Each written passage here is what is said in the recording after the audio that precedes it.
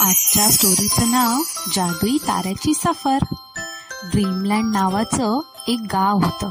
त्या गावात फार बर्फ पडायचा. संपूर्ण गावावर बर्फाची एक चादर पसरलेली असायची.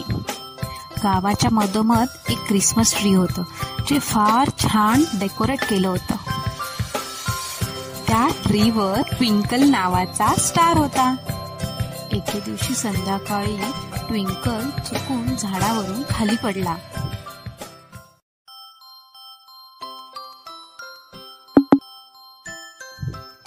रात्री 12 वाजता ट्विंकल जादूने जागा होतो आणि त्याच्या लक्षात येतं की आपण आपल्या घरापासून फार लांब कुठेतरी आलोय. तो ठरवतो की सकाळ व्हायच्या आधी आपण आपल्या घरी जायलाच हवं. ट्विंकल त्याच्या प्रवासाला सुरुवात करतो.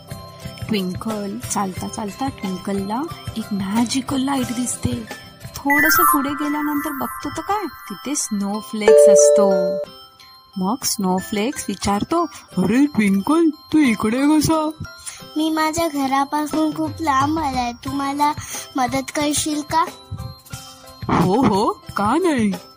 ट्विंकल आणि स्नोफ्लेक्स आपल्या प्रवासाला सुरुवात करतात.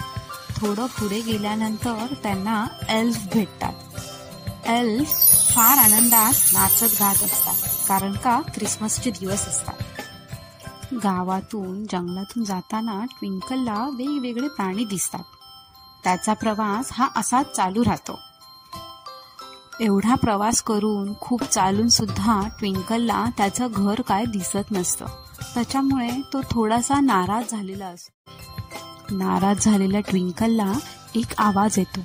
ट्विंकल इकडे तिकडे बघतो आणि पाहतो तर काय, स्नोमॅन असतो जो ट्विंकलशी बोलत असतो.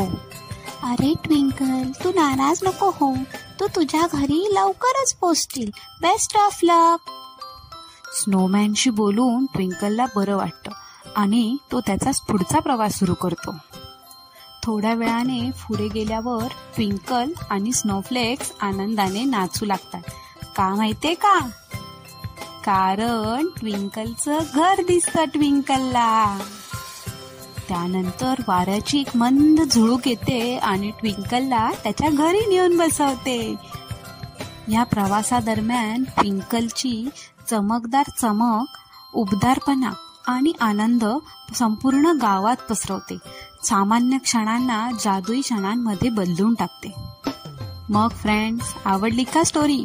आवडली असेल तर लाईक करा, शेअर करा, सबस्क्राईब करा.